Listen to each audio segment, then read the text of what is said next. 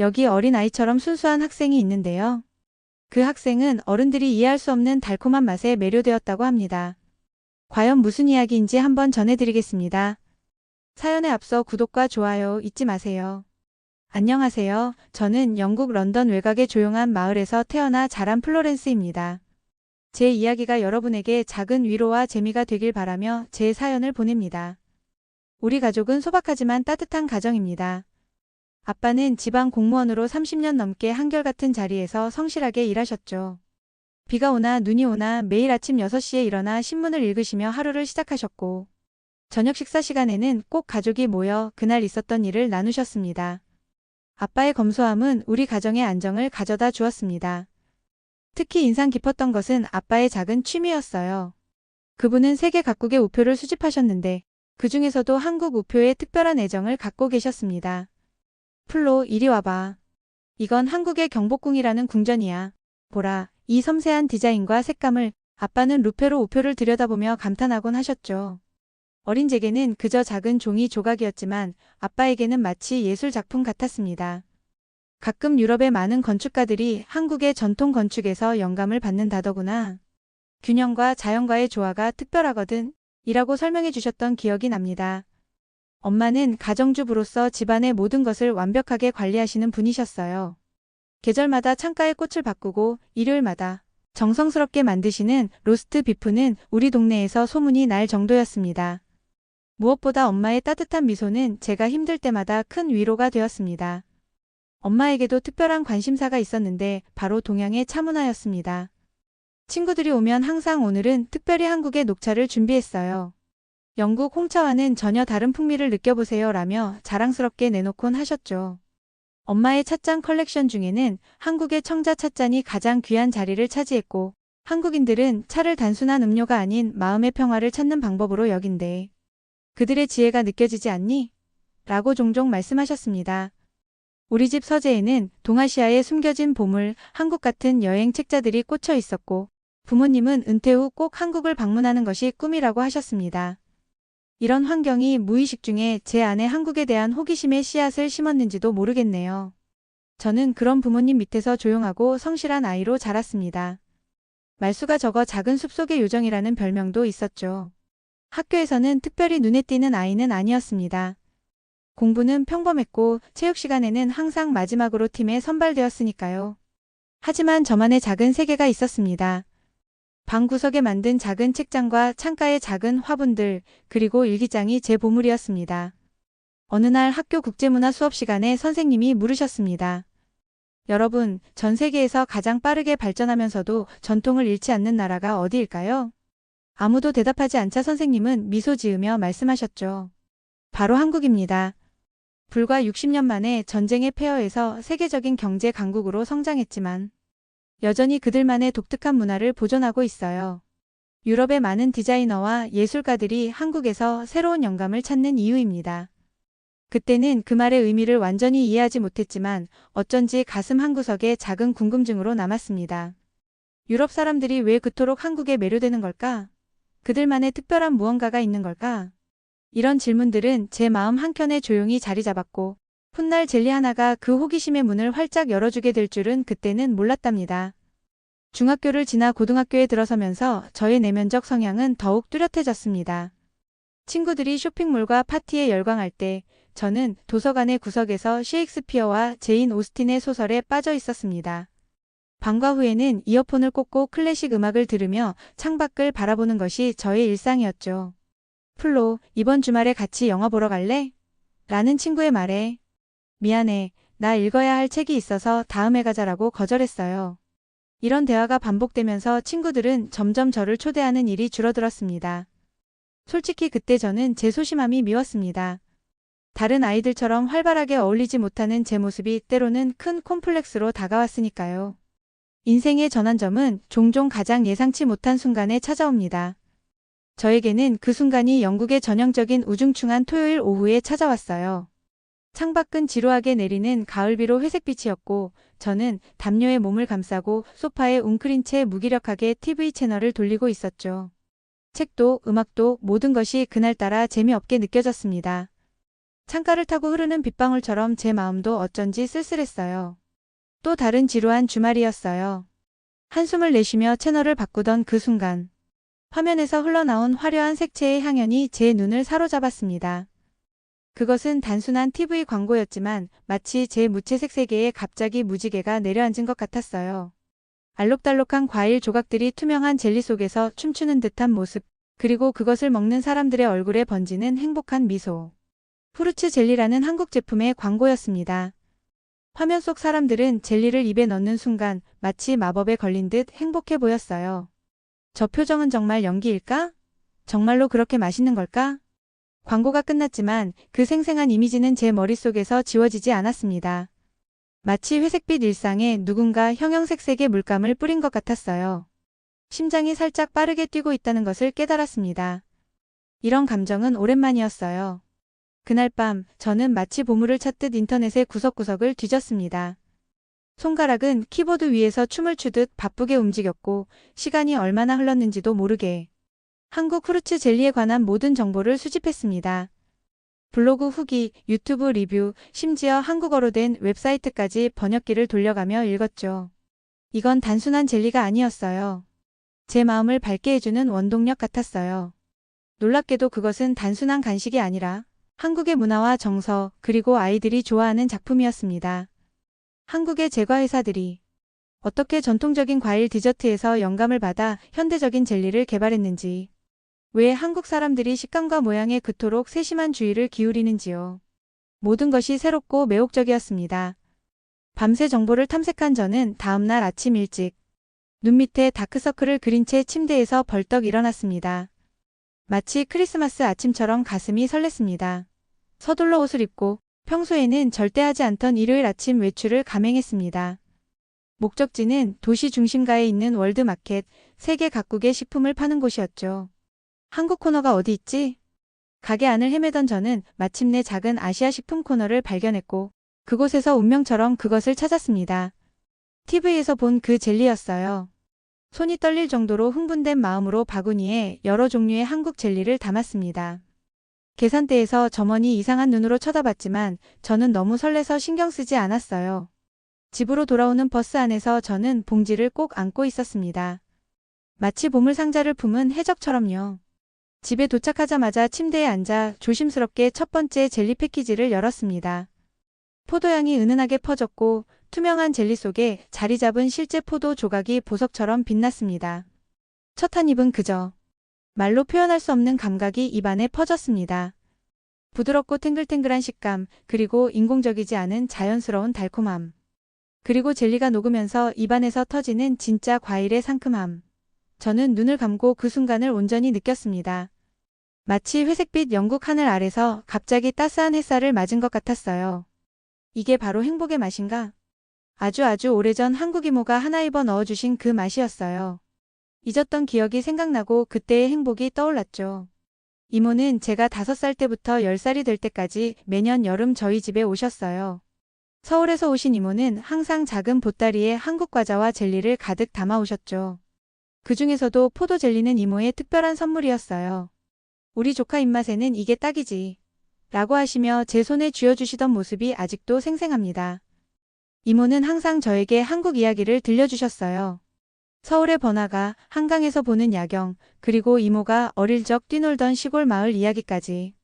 젤리 하나를 입에 넣고 이모의 이야기를 들으며 눈을 감으면 마치 그곳에 있는 것 같았죠. 12살 생일을 앞두고 갑작스러운 소식을 들었어요. 이모가 갑자기 돌아가셨다고요. 그때는 어려서 죽음이 무엇인지 제대로 이해하지 못했지만 다시는 이모를 볼 수 없다는 것. 그리고 더 이상 이모의 포도 젤리를 맛볼 수 없다는 것이 너무 슬펐어요. 시간이 흘러 어느새 성인이 된 저는 그날 우연히 발견한 한국 젤리를 통해 오랫동안 잊고 있었던 이모의 기억을 되찾았습니다. 그 젤리 한 입으로 이모의 웃음소리, 손길, 그리고 따뜻한 품이 모두 되살아났어요. 그렇게 저는 한 입 또 한 입 젤리를 음미하며 창밖을 바라봤습니다. 여전히 비는 내리고 있었지만 이상하게도 세상이 조금 더 밝아 보였습니다.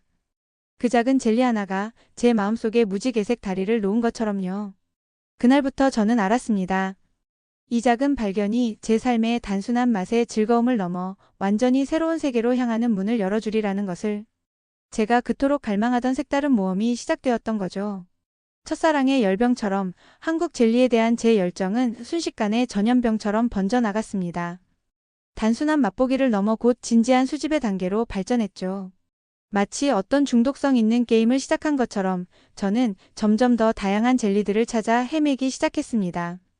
주말마다 런던의 구석구석, 외국인 마켓과 수입식품점을 찾아다녔습니다. 용돈의 거의 전부를 쏟아부었고 온라인 해외 직구까지 시작했죠. 엄마는 제가 컴퓨터 앞에서 설레는 표정으로 한국 젤리 직구를 검색하는 모습을 보며 처음으로 걱정스러운 표정을 지었습니다. 플로렌스, 설탕 너무 많이 먹으면 건강에 좋지 않아. 하지만 저는 이미 젤리의 세계에 깊이 빠져들고 있었습니다. 한국 젤리를 시작으로 제 컬렉션은 빠르게 확장되었습니다. 베트남의 청량한 코코넛 젤리, 쫄깃한 식감이 특징인 중국의 용안 젤리, 일본의 정교한 모양의 요카안. 세계 각국의 젤리들이 제 방 한쪽 벽을 차지하기 시작했습니다.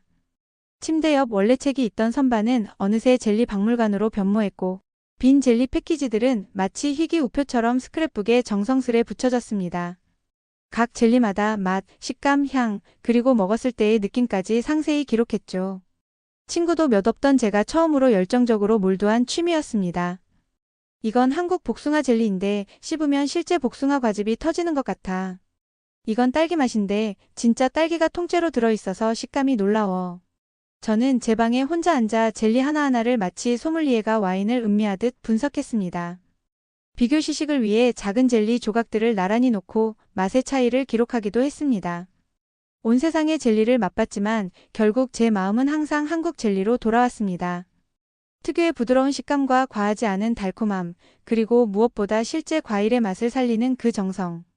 다른 나라 젤리들이 따라올 수 없는 매력이었습니다. 고등학교 2학년이 되었을 때 제 방은 마치 컬러풀한 젤리 갤러리 같았습니다. 벽에는 각국 젤리 브랜드의 포스터가 붙어 있고 책상 위에는 한국어로 된 젤리 제조법 책도 놓여 있었죠. 인터넷으로 주문한 그 책을 읽기 위해 한국어 기초 단어장도 구입했으니까요. 처음으로 학교에서 플로, 내 취미 정말 독특하다라는 말이 놀림이 아닌 진심 어린 관심으로 들리기 시작했습니다. 그러던 어느 날 학교 국제문화축제를 앞두고 큰 결심을 했습니다.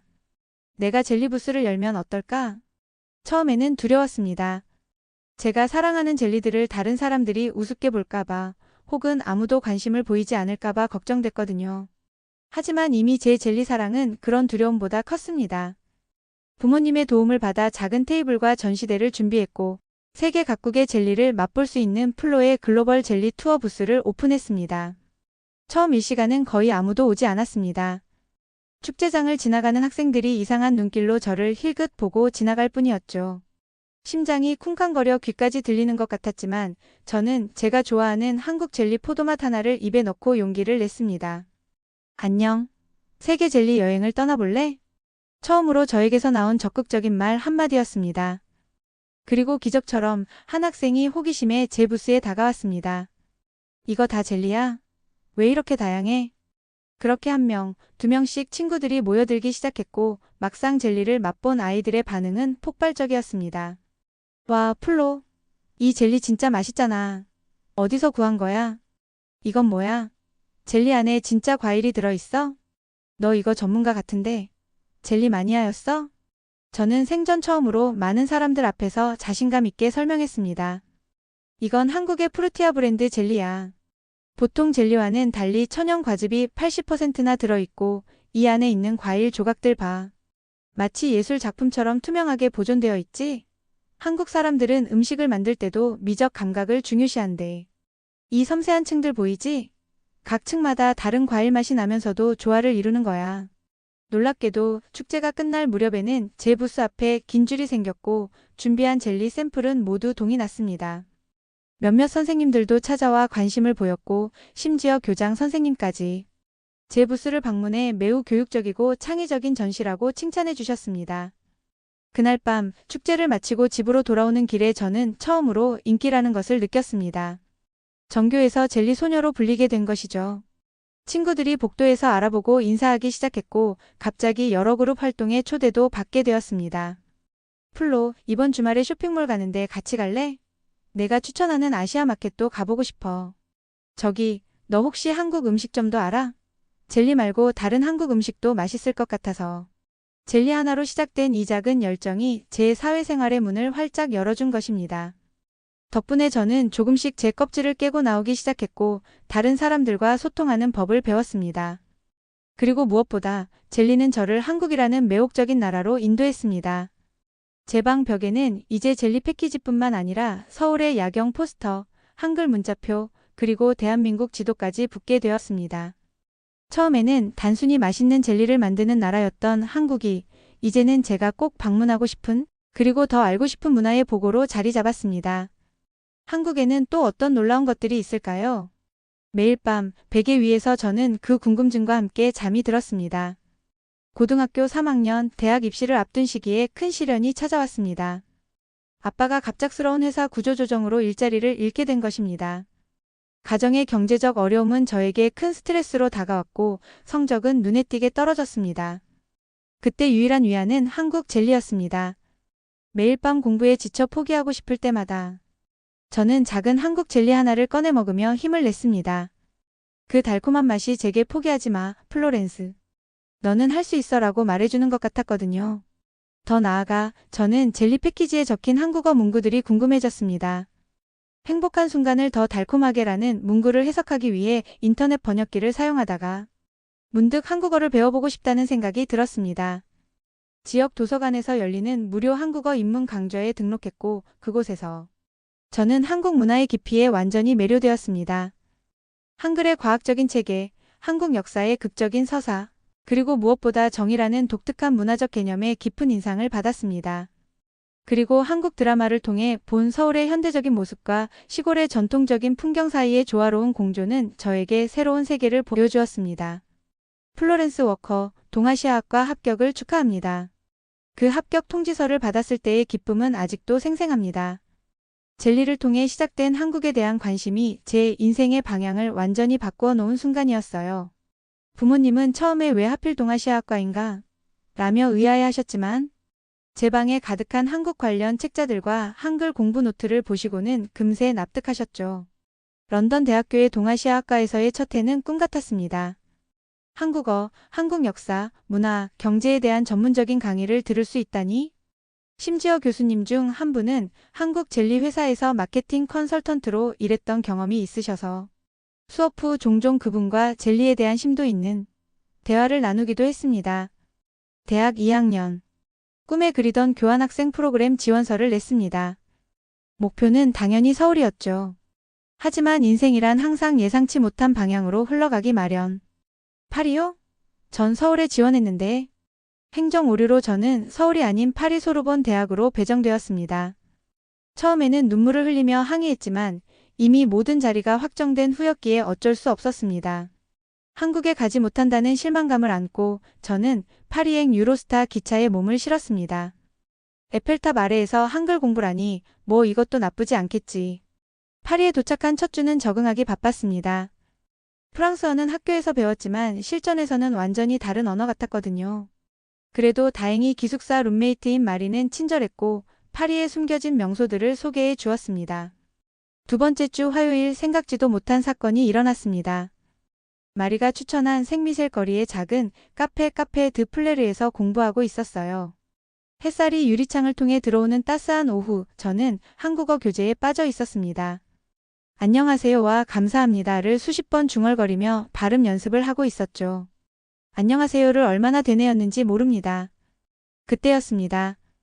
카페 문이 열리며 5명의 동양인 학생들이 들어왔습니다. 그들은 제 테이블 바로 옆자리에 앉았고 곧 활기찬 대화가 시작되었습니다. 처음에는 그저 동양어라고만 생각했는데 귀를 기울이면 기울일수록 어쩐지 익숙한 억양이 들렸습니다. 아니 설마. 심장이 빨라지기 시작했습니다. 책에서, 드라마에서, 그리고 유튜브 강의에서 수없이 들었던 그 말투. 맞아요, 한국어였습니다. 실제로 한국인을 만나는 건 처음이었습니다. 설렘과 긴장감이 뒤섞였지만 이런 기회를 놓칠 수는 없었죠. 교재에서 공부한 대로 심호흡을 한 뒤 용기를 내어 그들의 테이블로 다가갔습니다. 저 안녕하세요? 저는 플로렌스입니다. 한국어 공부해요. 제 서툰 인사에 그들의 대화가 멈췄습니다. 잠시 어색한 침묵이 흐르더니 그중 한 남학생이 밝게 웃으며 영어로 대답했습니다. 와, 당신의 한국어 발음이 정말 좋네요.